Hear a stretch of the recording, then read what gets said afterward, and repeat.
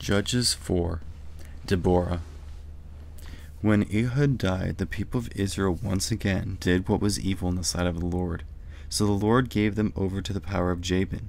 He was the king in Canaan. He ruled in Hazor. The commander of his army was Sisera. Sisera lived in Harosheth Hagoyim. Jabin used 900 chariots that had some iron parts. He treated the people of Israel very badly for 20 years. So they cried out to the Lord for help.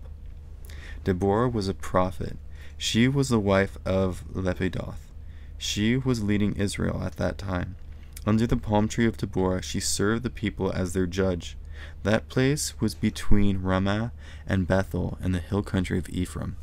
The people of Israel came to her there. They came to have her decide cases for them. She settled matters between them. Deborah sent for Barak. He was the son of Abinoam. Barak was from Kadesh in the land of Naphtali. Deborah said to Barak, "The Lord, the God of Israel, is giving you a command. He says, 'Go, take 10,000 men from the tribes of Naphtali and Zebulun with you. Then lead the way to Mount Tabor. I will draw Sisera into a trap. He is the commander of Jabin's army. I will bring him, his chariots, and his troops to the Kishon River. There I will hand him over to you.'" Barak said to her, "If you go with me, I'll go. But if you don't go with me, I won't go." "All right," Deborah said, "I'll go with you. But because of the way you are doing this, you won't receive any honor. The Lord will hand Sisera over to a woman." So Deborah went to Kadesh with Barak. There he sent for Zebulun and Naphtali, and 10,000 men followed him. Deborah also went with him. Heber the Kenite had left the other Kenites. They came from the family line of Hobab. He was the brother-in-law of Moses. Heber sent up his tent by the large tree of Zananim near Kadesh. Sisera was told that Barak, the son of Abinoam, had gone up to Mount Tabor. So Sisera gathered together his 900 chariots that had some iron parts. He also gathered all of his men together.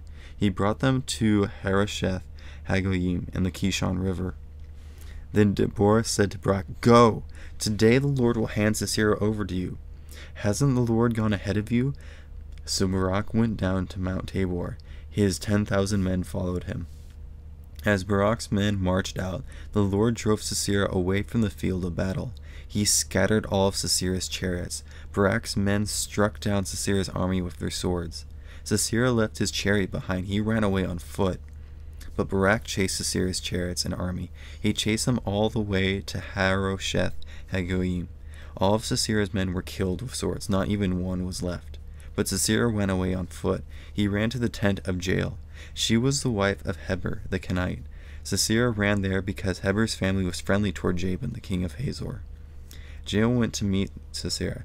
"Come in, sir," she said. "Come right in. Don't be afraid." So he entered her tent. Then she covered him up.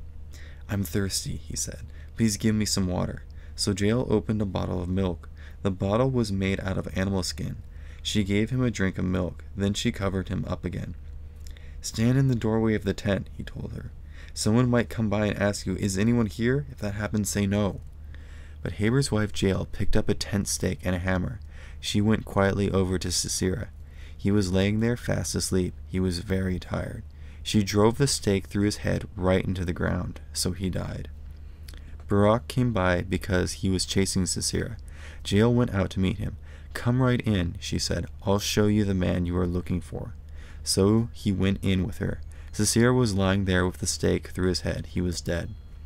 On that day, God brought Jabin under Israel's control. He was a king in Canaan. Israel's power grew stronger and stronger against Jabin, a king in Canaan. They became so strong that they destroyed him.